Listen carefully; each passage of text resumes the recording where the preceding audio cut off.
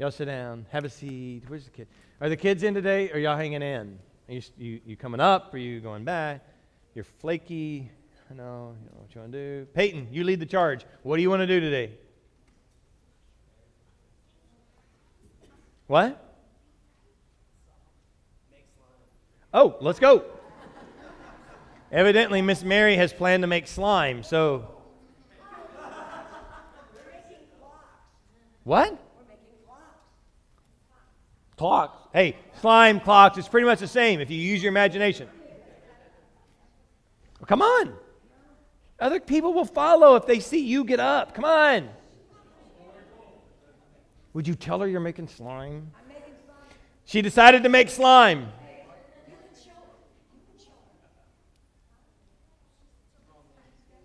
Lamp biscuits. Woo! I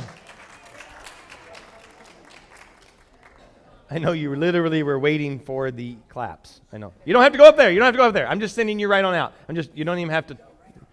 Nothing. Sorry. She's lacking some attention, Mom and Dad. You really need to give her more. Katya, would you bring my iPad? I forgot it.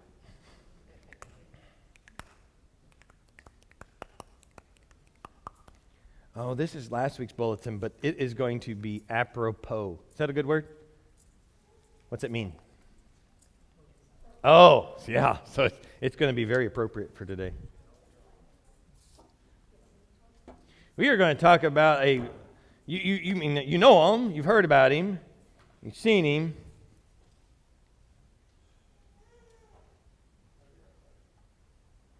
Did you get a message from Brenda? They just put Brenda back in the hospital, so. Go get her. She's in Kentucky. It's a little far. I'm not going to make it. So maybe y'all were asking about Brenda. She's back in the hospital this morning. We're going to be in 1 Kings.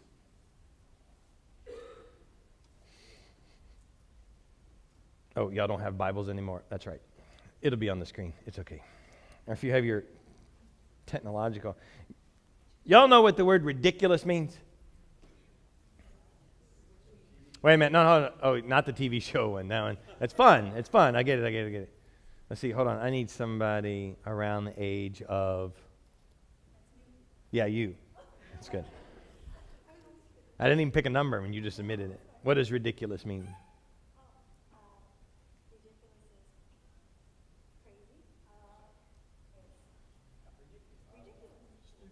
Stupid almost, right? And nonsense, okay. All right, and that's true. That's true. Somebody else who's as young as she is. Huh? No, I got another word for you. Who's talking? Debbie? Oh, I'm not old. It's okay. What does sick mean? Yeah.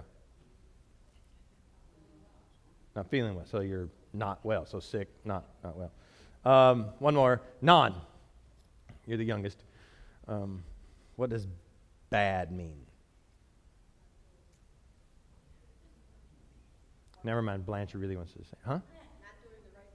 Okay, not good, not doing the right thing. So that's what the typical definition of that. Okay, now you cannot be embarrassed if you're at Beach Baptist. So even if I don't know you, tough. So you, son, what can sick mean? Really cool. Thank you. What can bad mean? Yeah, you. No, you. Yeah. Like that's bad, man. Bad can mean good. Right, okay, awesome. And then Dave, what? No, that's not a good definition of that. Mally, ridiculous. What can it mean? Awesome. That's right. So that's kind of where we are in society. Okay, words that can mean one thing have really switched generationally. What I mean, so you can look at something that's really awesome, and you can say, "Man, that's sick," or somebody can give you somebody do something like, "Oh, bad, man." Cool, right?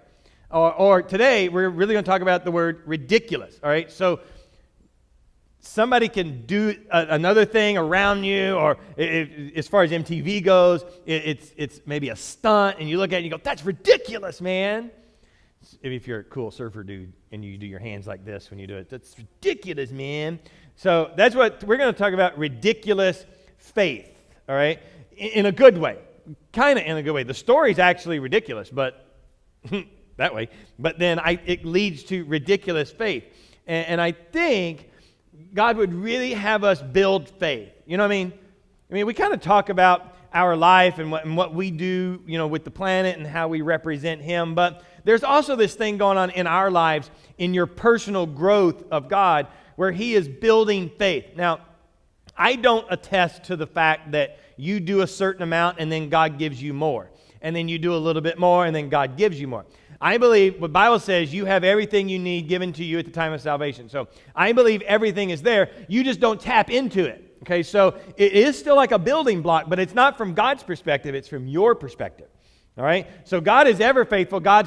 He's got all this stuff and He's like, there it is. You want it? Take it. From day one, you could have just like grabbed everything God had, or you can, as most of us do, we grab a whole lot in the beginning and we're like, oh, it's awesome. And then we're like, oh, now life set in and now I got to learn. And now I got to try to figure this into my life.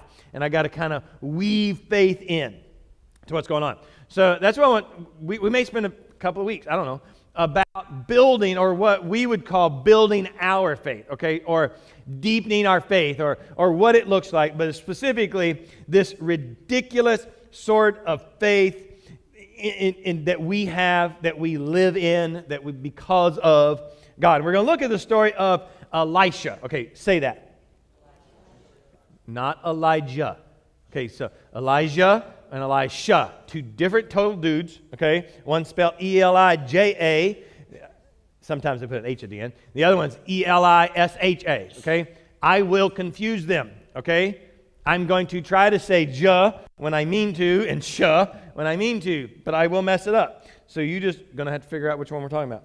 Or I'll just call them the older. So Elijah is older, okay? So if I say the older one, that's kind of what I mean. We're going to be over in 1 Kings chapter 19. We're going to look at 2 verses. Or actually, 3 verses, 19 to 21, when we get there. But I want to, just let me give you a little bit of context. Don't put it up there yet. Hold on. Overachiever. That's okay. And then we'll cut it out. So there's this guy named Elijah, okay? And like I said, we'll sometimes get him confused, and a lot of other people will get him confused. But he's one of the great prophets of the Old Testament. He did many bold, daring, full of faith. And this guy, Elisha, wanted to be basically just like him. He wanted to be as bold, if not bolder. And he was so, actually in attitude, he was so bold, he asked God for a double portion of what Elijah had. So Elisha is like, God, I want to have twice as much faith as I see Elijah having. And in that time, Elijah already had ridiculous amount of faith. Okay, I mean, he would have been like, you couldn't imagine how much faith Elijah had. Anytime people talked about faith or talked about boldness, they would have went, oh yeah, it's like Elijah stuff, right? So Elisha says, I want to be double. Whatever people think about Elijah, God, whatever you've given to Elijah, I want double. That's how much and it wasn't an ego thing. It was, I want to be that on fire for God. Okay, so let's translate it that way. I want to be that much more, whatever Elijah is, I want to be that much more than him.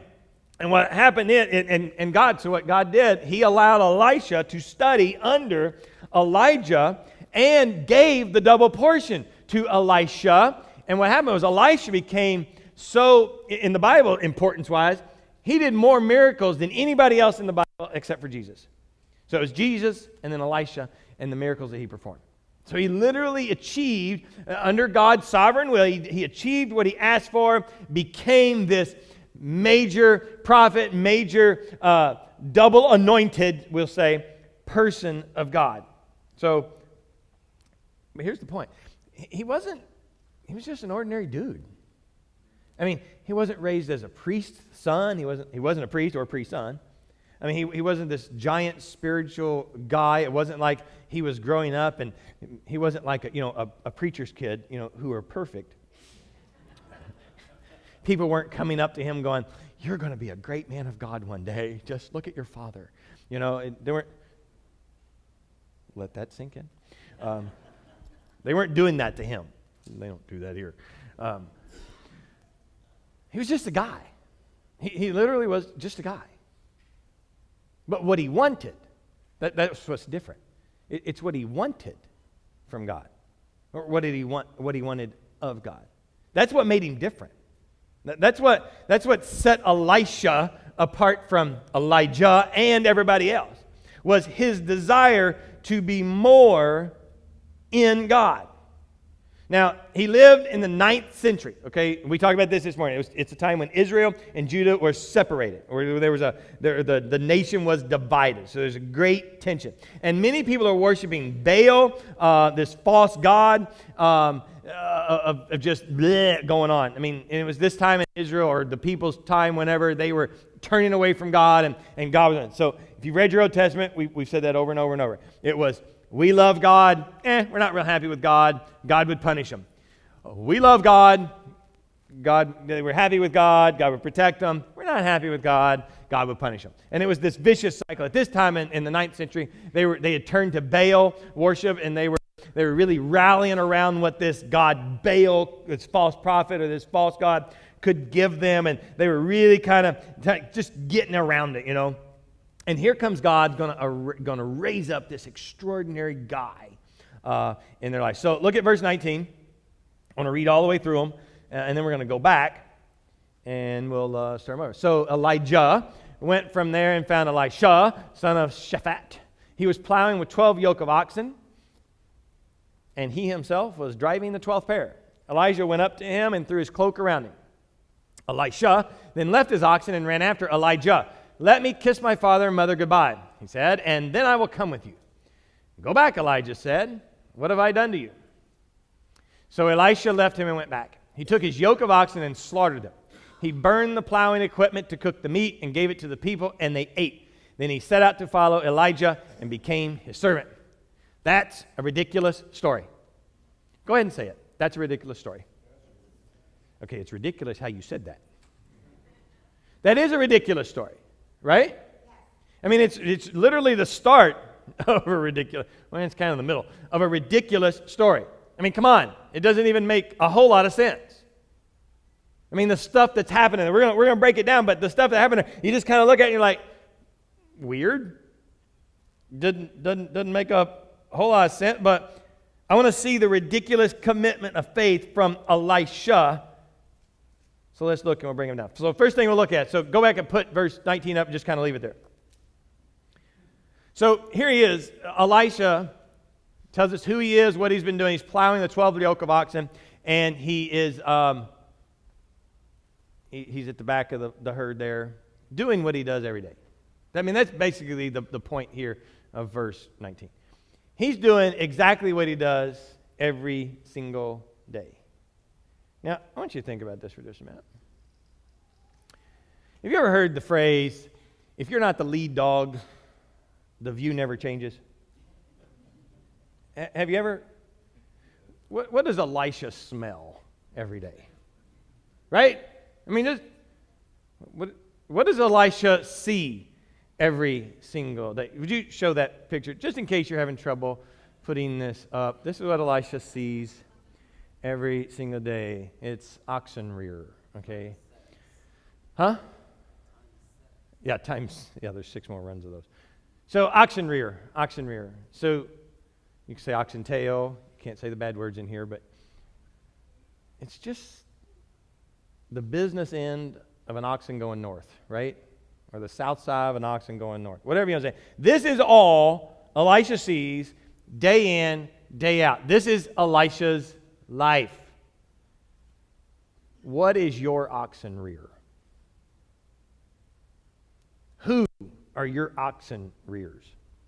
I mean, think about it. Just because this is real life stuff. Because there's a thing in your life that you do all the time. It's monotonous, it's continuous, and you're there, and the part of you that wants to go, there's got to be more to life than this. That's your oxen rear. Okay? You go into work, if you have real jobs, there's something about Florida. A lot of people don't have real jobs. You know, well, I've got the 9-to-5 stuff. Anybody got a 9-to-5? 1, 2, 3, 4, 5, 7 people in the whole room have 9-to-5 jobs. So you 7, you're going to go into work maybe, and you look around, and you're like, you people. Every day, it's you people. Maybe some people that were in the sales force from up north, they would go in and they would meet their quotas, and then they would turn around and do it all over again. Oxen rear. I mean, it was just, you would get it, you would stop. Kids in school, especially in college, they're working to pay the bills to get their education so that they can get another job or get a better job. And every day they're working so they can pay their bills so they can get an education. And it's just over and over and over and over. And it almost feels like, if you've ever heard caught in a rut. You ever heard that? Same analogy. You can take the oxen rears down. There's a rut there, okay, and then sometimes they would get caught. And it would be hard to get the plow or the wagon out of the rut. And sometimes that's what our life feels like. We're walking by, Katya, take the oxen rears down. Sometimes we're just stuck. And that view never changes. But that's Elisha. Elisha's life is that, and yet, he wants from God. Okay? Now he's not doing anything different. He still wants, but he's still going in what his life is called to do. So every day he gets up and he plows, even though he wants more. Even though he's asking God for a double portion. Can you imagine what would you do if you woke up? Yeah, God, I want a double portion. Okay? I feel destined to do more for you, God. I just feel that. Would you go back out and get behind the rears of the oxen? Elisha did. Elisha just continues to keep doing exactly what he's supposed to do. He's physically, emotionally faithful to where he's at, doing what he's supposed to be doing, hoping and asking and waiting for God to do more. But he doesn't stop doing the monotonous. Okay? And that's very important. Because you and I sometimes get our minds set on something else, and we forget about what's going on right now. We see something great or we want something more. We stop doing what God's got us doing right now, and we start, we're going to prepare for it, or we're just going to wait for it. But no, you keep doing what God has you doing until whatever time He changes it. You stay behind those oxen rears. You stay behind the plow. And you keep doing what you're supposed to be doing while you're supposed to be doing it. Make sense? Yeah, right. So there's 2 principles here. Here's the first principle. You don't have to understand fully to obey immediately. That's the first principle I want you to get today. You don't have to understand fully to obey immediately. So let's look what happened. What does Elijah do? Okay, so Elijah comes up and he throws his cloak on his shoulders. And then, do you know what Elijah does after he throws his cloak on his shoulders? Just take a guess. Anybody, just take a guess. I mean, you already know exactly what he did. It's the next verse. But Elijah throws the cloak on, then what does Elijah do? Okay, go to verse 20. 20. So Elisha, and does what after Elijah? He chased him. So what did Elijah do? He left. Elijah simply walks up, puts the cloak on his shoulders, and leaves. Pretty ridiculous. I mean, if that was me, I'd be like, I'm not cold. Why did you just do this? Well, what Elijah did is very symbolic to Elijah. He understands it. It would have been made of animal skin or fur. And Elijah basically comes up to Elisha. He puts it on his shoulder and says, okay, by just doing it, all he says is, what used to cover me now covers you. What I've been working under, you're now going to be working under. Basically coming up to Elisha and saying, tag, you're it. I mean, literally, what you've asked for, you just got it. Here it is. Boom. And Elisha left his oxen, ran after Elijah. He says, let me kiss my father. We'll get to that part. But understand, he left what he was doing immediately. You don't have to understand everything to obey immediately. When God, so you're out doing your thing, okay? And then God says, it's time. What do? God says, here's the next step in your life. And what do? I mean, be honest. That would be nice. What do we normally do? Step 2. Right. I got thanks God for step 1. Got it. But I really need to understand step 2. Right? So God gives you a birth of an idea in your life, okay? And you know exactly what to do to step out. The one step. You won't take it because you don't understand steps 2 through 12. Right? And so you start to ask. You start to say, hey, what's going to benefit? How am I going to afford it? How am I going to pay for it? Where's it going to go from here? What am I going to do about this? And what do I do about that? God, you didn't really show me everything. I understand what you want me to do, but you're going to have to give me a little more detail. I firmly believe that God strategically doesn't give you any of the details. I've said this over and over. If God had shown me what it looked like to be a pastor 14 years ago, I would have driven oxen. Right? I mean, if he'd have flash forwarded all the stuff from point A to wherever point Z is, if he'd have shown me all of it, I'd have went, nah, I like oxen rears. Right? It's the same with you. Because you won't understand the steps. You're not going to feel like doing all the steps. You're not going to like all the steps. But you take the step. And that's what Elisha did. He got his covering, he got his let's go, and he was ready to go. That's the point. You have to be ready.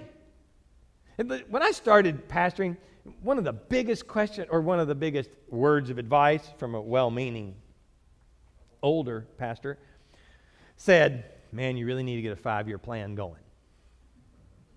Really? A 5-year plan? How about tomorrow? But no, every leadership conference I went to, they're like, no, you got to have it on paper. You got to write that out, because if you see it, you'll achieve it. Right? And that makes sense. I get it. But I literally couldn't see past anything. For me, I would rather be ready today to take whatever step God has for me. If I want to be prepared for something, I want to be prepared for today. I want to be spiritually ready so that when God says, now, then we do.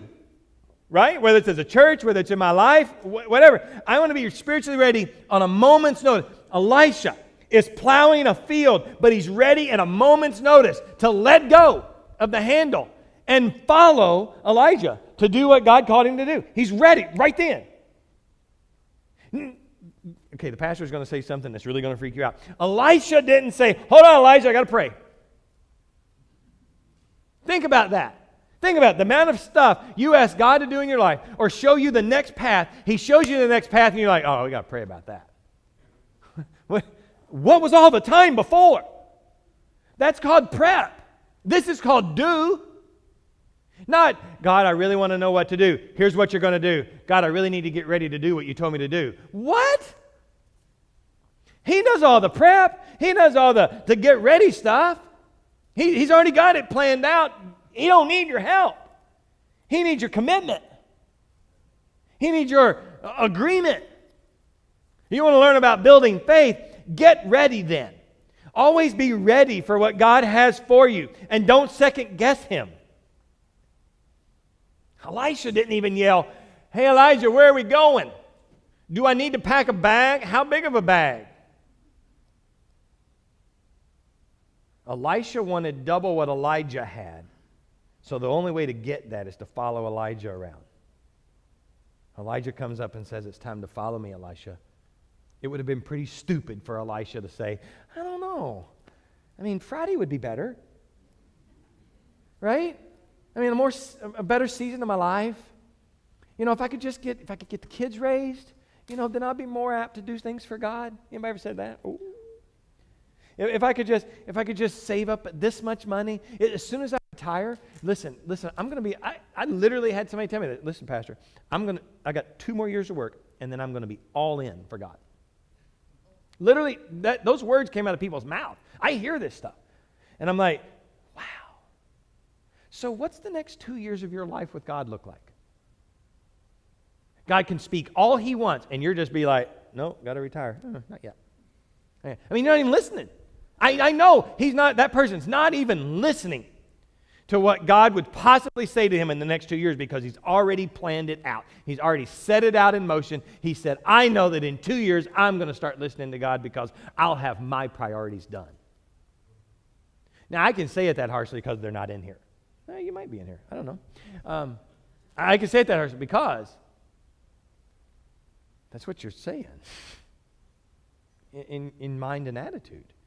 What are you saying to God? What are you saying? What are you telling God? Hey, I'm ready as long as you plan it out good. I'm ready as long as you give me all the details. I'm ready as long as I can see it come. I don't want to just step. I'm not blind faith, right? I mean, God would never have us called blind faith. Oh, no, yeah, he would much rather you have all the information. Yeah, you're that important. He really doesn't want you uncomfortable getting his stuff done. Come on. When the cloak comes over, get ready to go. I mean, think about the Old Testament. When Moses was told to do something, he got one word. What was it? Go. That's it. Go. Abraham got one word. What was it? Go. Abraham's like, where? God says, I didn't stutter. I said, go. Peter, he's on a boat. Looks out at Jesus and says, that's ridiculous. He's walking on water. And Jesus says, what? Come. That's all he gets. I don't know what your words are today, but maybe God's just got one word for you. You might be, maybe you're in a struggling relationship. You're married. Maybe it's messed up. I don't know. But you've got a word, and it's stay. So you stay. Maybe you're sick. Maybe you know somebody who's sick, and you got a word, and it's trust. And so you live in that word. You don't change from living in that word. You go with that word. I don't know if we have any single women in the house. I don't know all of you, but maybe you're dating this funky jerk of a guy, and your word is break up with the fart. I don't know. 5 words, but you're too special for just one. Maybe it's just telling you to do something, and you don't, but then you answer back. But what if I never get married? What if nobody else better comes along? Well, guess what? You're never going to be able to marry a milkshake if you're still chewing on kale. Right? I don't even know what that means, but maybe it means something to y'all. Just think about it. The words God has for you mean something because he's already got a plan. And the problem we always run into is he gives us our word, and then we let that marinate in our life. And we go, how does that fit in with my life? You ever said that to God? Well, how does that fit in with my life, God? I don't really understand. I'm not really built that way. You're built exactly how God has made you. And if he only gives you one word, go, you're built to go.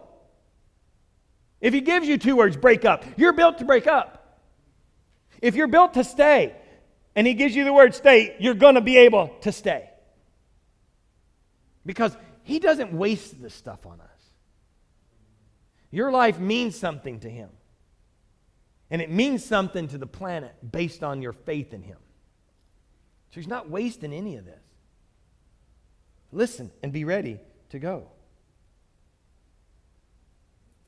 This happened to us. I can preach this wholeheartedly. When we lived in Kentucky, he literally just said, go. He didn't map any of this out. It didn't make any sense. We spent a year going, God, you really don't make any sense. We argued with him for a whole bunch of time. God, you really didn't plan this out, did you? Doesn't look like you had all your ducks in a row. Did I come too early? Basically I'm saying, I'm not comfortable. Why didn't you plan ahead, God, and make me comfortable when I got here? Because my comfort's what's really more important, God, not what you're trying to do. That's what I was saying. Now, I was being real spiritual, though. God, I want to make sure I'm in your will. And if I jump the gun, I will go back. He didn't change. I knew. Go. So we went. What do you know? I mean, know God has said for you to do. But it's just too difficult when you put your mind around it to figure out. That's what God wants you to do. He wants you to move on. And He wants me to move on. So let's move on. Nope, not done with that one yet. Oh, where am I? Hold on. Go back one. Said I'll come find guys. Go back. What have I done to you? I always read that like, well, what did I do to you? Right? Do y'all know what that means? The whole cloak thing. He wants Elisha to understand. What did I do to you, Elisha? What did I do? Elisha did have something to go back and do. He did. This is not, don't take your hand from the plow once you've started. That's not what this is. Elijah says, Elisha, what have I done to you? Yeah, you need to go back. Go back. All right, now jump over to verse 21. So he says, so Elisha left and went back. He took his yoke of oxen and slaughtered them. He burned the plowing equipment to meat, gave it to the people, and they ate it. Set out to follow Elijah and became his servant. Okay, so I can get part of the story, right? So he burned the oxen. That kind of makes sense, right? Every time God had you do something in the Old Testament, what did you do?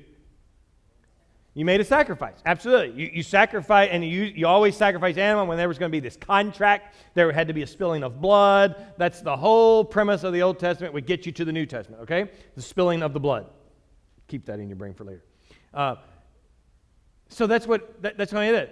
But then he burned his plowing equipment. What, because he didn't have any wood? He needed something to cook the meat on? Do you think it was neat? Do you think it was necessity that he burnt the plowing equipment? I mean, here's what he did. He killed the cows and he burned the plows. You're going to need to learn that phrase. Oh, you smart there. Who say that out loud again? Say it out loud again. Can't go back. Elisha went and burnt plan B.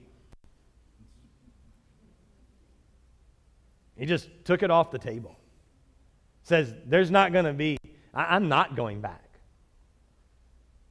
I will not wait. I will, no matter what it looks like after I commit, I will not turn back.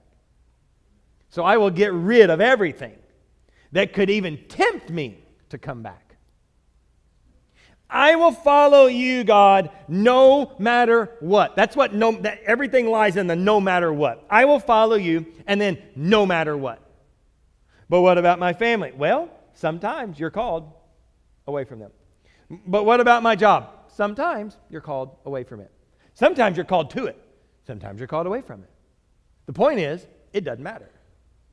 What He says matters. Where He says matters. All that is what matters. But what about my logic? What about my common sense? Doesn't matter. Doesn't matter. On top of what God says or where He says, doesn't matter. It's all secondary. It's all sub. God says, everything else follows. If we could learn to live our lives like that, can you imagine? I mean, the world would be a better place and we would be more comfortable. Right? Not the point. If we could learn to do that, our lives would have more joy in it and you'd be able to suffer through this stupid place you have to live in and it would be okay. Because you would draw yourself from Him, not them, not it. You'd be able to follow God and know that His plan was perfect instead of looking around going, nah, it's going to really mess up the apple cart. No, I can't do that. I just got settled in. I just moved here. I can't move out. Come on. God, you wouldn't ask me to. God, that would be stupid. You wouldn't ask me to do something that I just did, do something against what I just did, would you? Well, yeah, if you were the one that picked the first one. No, He probably wouldn't tell you to do this and then Him tell you to do something else. But He would tell you to do the first one if you would just ask. Where are you? Are you in no matter what? Or do you have plan B set aside? Just in case it fails. Are you scared to commit? I mean, literally commit. I know this is kind of, you can take this one or leave it. I know the whole sermon, you can, it don't matter. I'm saved. I've signed on into heaven. That's cool. But what God offers is so much better while you're waiting here. The building of faith makes everything better here. It makes your life in Him better. It makes your faith stronger. It makes your joy complete. It does all the things that you're asking the planet to do for you. You know, give your life meaning. I mean, anybody looking for the meaning of life? When did that start? Back in the what, 20s? Searching for the meaning of life? And God, 2,500 years ago, said, let me give you the meaning. Now follow it around. Commit to my way. So be ready. Part one, remember, be ready. You don't have to know everything to obey immediately. Be ready on a moment's notice to obey. I had a second point. Did I even give it to you? It's a two-part thing. I don't know. I even put it in bold. You're not getting it. Forget it. You don't deserve it. I'm talking to myself. Oh, this goes along with that. Here it goes. Here it is. The ones God uses the most, hold on to the least. There you go. That's the message of that, of burning it. You know how you're holding on? This goes back to Sunday school too. You know how you're holding on to everything you've got so tightly? I can't let go. I don't want... Y'all tease me about the pew change back there, right? We hold on to that. I literally went to churches before where people would leave if the pew was gone. For those of you who don't know, there used to be wooden pews back there, but we had two people cut on them because they're older than dirt. So we got rid of them. Huh?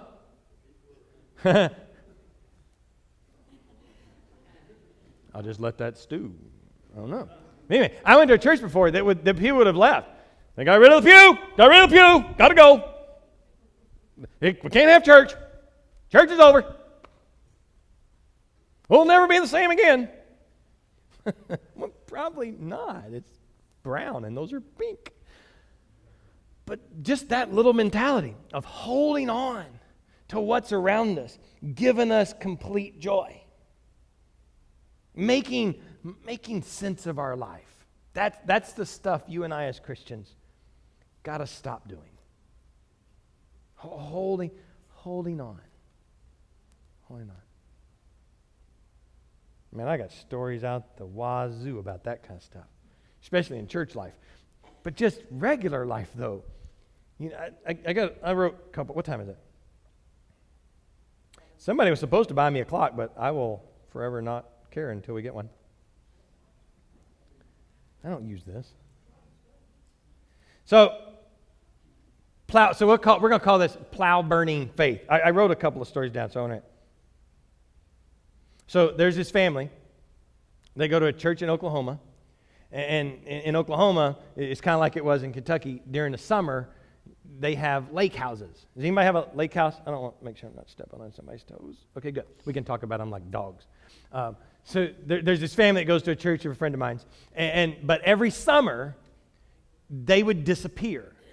Now, and it's not like Florida people, because you literally disappear to a home, okay? Like you're involved in, not you.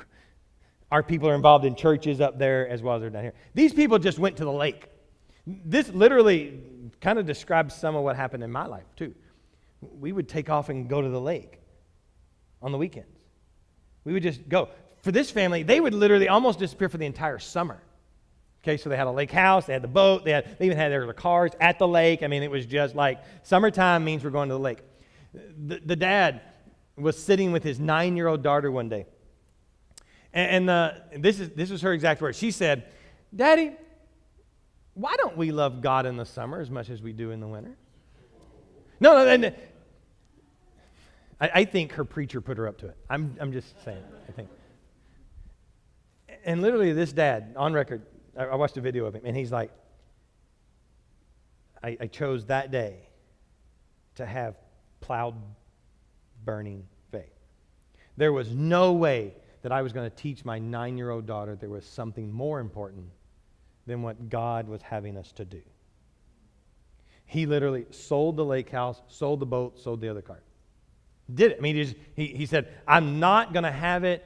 It's not going to be a distraction. I will not go back to it. I know another guy, and he struggled with pornography. We have a whole lot of tools in our arsenal to help guys and girls beat pornography. Okay, so XXX Church is out. We can put things on your computer. We can make it. I have a little thing on my computer that if I were to ever go to a porn site, it sends an email to a pastor friend of mine in Las Vegas. He gets an email and it says, Sean is looking currently at, okay, and it lists the website. I've tested it. You do it. He'll pick up the phone. He'll call me. And he's like, what's up? Nothing. Why do you ask? Like, isn't it late at your house? I don't. So no. So it's just accountability. It's really good tools. So this guy I know, he did that. He put it on his computer. Well, then he got an iPhone. Okay, and he found out that XXX Church doesn't have an app for the iPhone yet. So he could do what he wanted to do, and nobody would know. But that bugged him. That really bugged him. So he met with his pastor, and his pastor's like, so what do you think you ought to do? And the guy's like, I think I got to get rid of the phone. What are you going to do? You're going to get rid of your iPhone in 2016, because this was 2016. In 2016, how are you going to survive? The guy says, it'll be hard. He literally took his iPhone up to a little hill symbolically, and he took a hammer and he beat it to death. To this day, he still uses a flip phone. Because on a flip phone, porn don't go. Literally. Porn don't go on a flip phone. So if you're having trouble, there's your message for the day. Porn don't go on a flip phone. Okay, so go to a flip phone. And that's what he says. He says, I will. You know what? Life would be so much easier if I had an iPhone. It would literally be a lot easier. Can you, Connie, how hard is it to send a text? A, B, B, C, D. I know. That's what I'm saying. How bad is it to text? Yeah, get it? Nobody gets the bubbles from somebody with a text with a flip phone, right? I know you're learning. I get it. But he said, yes, life would be so much easier with one, but I will not go back. I will not go back. I can't take that. I don't want it in my life. I don't even want to be tempted with it. Plan B's done. It's over. Some of you have been hanging around a church, and it may not be our church. You could just hang around a church. You're kind of bought into what God's doing. You're liking it, but you just haven't really committed. You know what I mean? You're not like all in. But God's literally saying, you need to commit. Your pastors can thank me when you get back home. And he's saying, I called you for a purpose. Here's your purpose. Commit. Well, I don't know where I could be used at. Well, give me a shot. I'll help you figure it out. I promise your pastor back home has an idea for you. Okay? It may not be the right one, it may not be even a good one, but I promise you we have ideas. What is it that God is asking you to do that you're just holding on to the plow, or you've kept the plow in the closet, or you're waiting for more details on? What's holding you back from ridiculous faith? To start what God has got for you. It kind of reminds me of blankies. Anybody got blankies? Thank you for not saying so. I mean, we all had something. Mine was imaginary, so nobody knew. I had an imaginary friend. I took him to college. He stayed in the dorm during class, but he was still there. It kind of reminds me of that security blanket. I know people with blankets. I know people with teddy bears still. I mean, even into adulthood, you hold on to things. That's the analogy I get. What is it you're holding on to, won't burn, won't let go of, because it provides maybe something that God has offered to provide instead? That He has said, I have a better place, I have a better thing, I have a better whatever for you, and you keep holding on to the other. What is it? Only you know. God wants all your security to be found in Him. He wants all your joy to be found in Him. He wants all of your life to be found in him. And that's ridiculous faith. If you want it, it's available. Elisha did it, and became Elijah's servant and went on to become what God called him to do. Let's stand together and we'll go.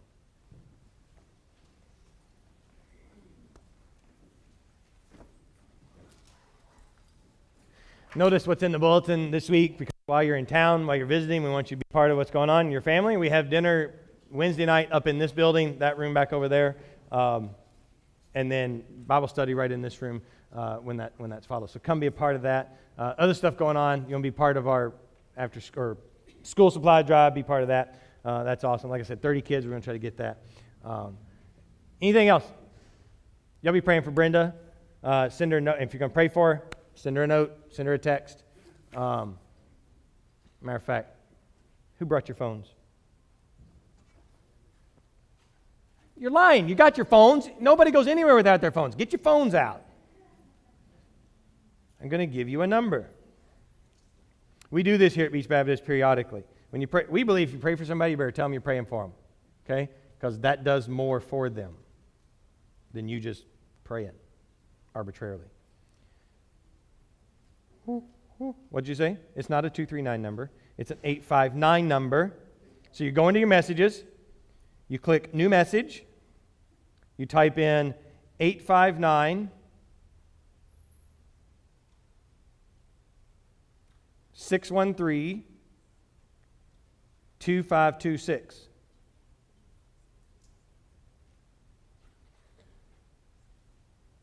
In just a minute, we're going to include her prayer. You need me to repeat that because your flip phone's hard to get it typed in? Huh? Yeah, we're going to do that on Wednesday. 859-613-2526. Hey, Brenda, just prayed for you. We're going to include her in our prayer as we dismiss. If you need that when you leave, let me know. I just called her. But do that. Encourage Brenda as she lays in the hospital and recovers.